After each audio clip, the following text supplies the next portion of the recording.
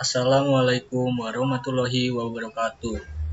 Yang terhormat, Ibu dosen Bahasa Indonesia Novia Angela dan teman-teman yang saya banggakan. Perkenalkan, nama saya Bagas Haji Saputra dengan NIM 2021 040 1370. Di sini saya akan mempresentasikan tentang paragraf. Untuk mempersingkat waktu, kita mulai. Pengertian paragraf. Paragraf atau alinea adalah suatu bentuk bahasa yang biasanya merupakan hasil penggabungan beberapa kalimat dalam upaya menghimpun beberapa kalimat menjadi paragraf.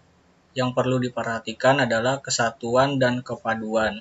Kesatuan berarti seluruh kalimat dalam paragraf membicarakan satu gagasan tunggal. Kepaduan berarti seluruh kalimat dalam paragraf itu kompak, saling berkaitan, mendukung gagasan tunggal paragraf. B. Fungsi paragraf terdiri dari 5. Yang pertama yaitu mengekspresikan gagasan yang tertulis dengan memberikan bentuk suatu pikiran dan juga perasaan ke dalam serangkaian kalimat yang tersusun secara logis dalam suatu kesatuan.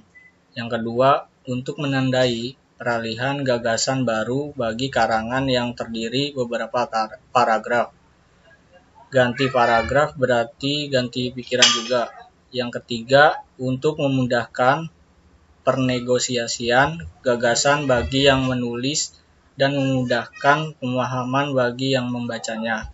Yang keempat, untuk memudahkan pengembangan topik karangan ke dalam satuan unit pikiran yang lebih kecil. Yang terakhir, untuk memudahkan pengendalian variabel terutama pada karangan yang terdiri dari beberapa variabel. Penggunaan paragraf. Paragraf bukan berkaitan dengan segi keindahan karangan itu, tetapi pembagian per paragraf ini memiliki beberapa kegunaan, antara lain sebagai berikut. 1. Sebagai penampung fragmen ide pokok atau gagasan pokok keseluruhan paragraf. Kedua, alat untuk memudahkan pembaca memahami jalan pikiran penulisnya.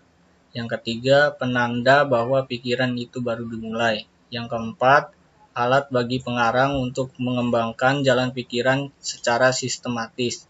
Yang kelima, dalam rangka keseluruhan karangan, paragraf dapat berguna bagi pengantar, transisi, dan penutup.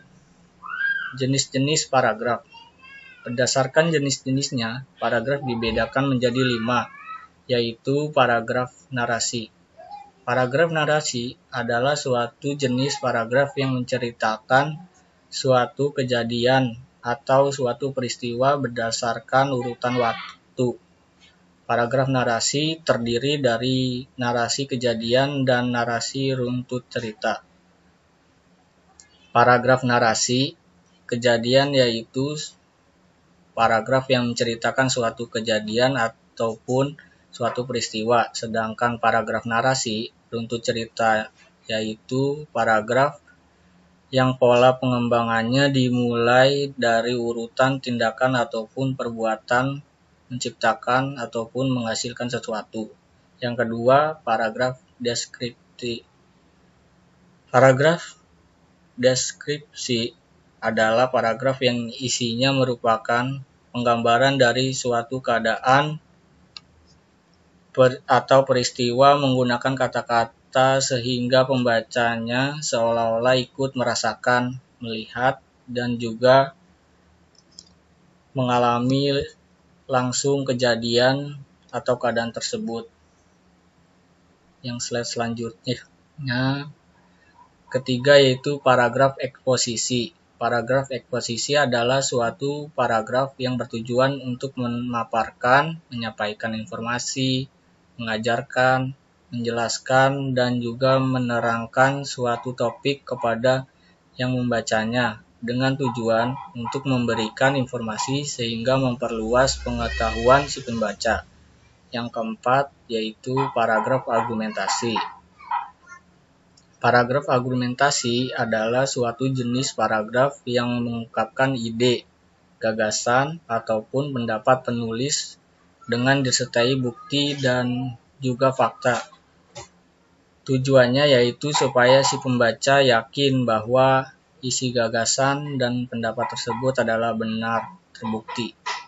Yang kelima, paragraf persuasi. Paragraf persuasi adalah suatu bentuk atau jenis karangan yang mempunyai tujuan membujuk pembaca supaya ingin berbuat sesuatu dengan keinginan penulisnya. Supaya tujuannya bisa tercapai, penulis harus mampu mengemukakan pembuktian dengan menggunakan data dan juga fakta. Slide selanjutnya yaitu macam-macam paragraf berdasarkan tujuannya. Yang pertama adalah paragraf pembuka. Paragraf pembuka biasanya memiliki sifat ringkas, menarik, dan bertugas menyiapkan pikiran pembaca kepada masalah yang diuraikan. Yang kedua, paragraf penghubung. Paragraf penghubung berisi inti masalah yang hendak disampaikan kepada pembaca secara fisik. Paragraf ini lebih panjang daripada paragraf pembuka. Sifat paragraf penghubung bergantung pada pola dari jenis karangannya. Dalam karangan yang bersifat deskriptif, naratif, eksposisi, paragraf itu harus disusun berdasarkan suatu perkembangan yang logis. Yang ketiga, paragraf penutup. Paragraf penutup biasanya berisi simpulan atau penegasan kembali mengenai hal-hal yang dianggap penting. Macam-macam paragraf berdasarkan letak kalimat utama. Yang pertama, paragraf deduktif. Paragraf deduktif ditandai dengan terdapatnya kalimat utama di awal paragraf dan dimulai dengan pernyataan umum yang disusun dengan uraian atau penjelasan khusus. Yang kedua, paragraf induktif. Paragraf induktif ditandai dengan terdapatnya kalimat utama di akhir paragraf dan diawali dengan uraian atau penjelasan bersifat khusus dan diakhiri dengan pernyataan umum. Yang ketiga, paragraf campuran. Paragraf campuran ditandai dengan terdapatnya kalimat utama di awal dan akhir paragraf. Kalimat utama yang terletak di akhir merupakan kalimat yang bersifat penegasan kembali. Macam-macam paragraf berdasarkan isi. Paragraf deskripsi. Paragraf deskripsi ditandai dengan kalimat utama yang tidak tercantum secara nyata dan tema paragraf tersirat dalam keseluruhan paragraf. Biasanya dipakai untuk melakukan sesuatu, hal, keadaan, situasi dalam cerita. Yang kedua, paragraf proses.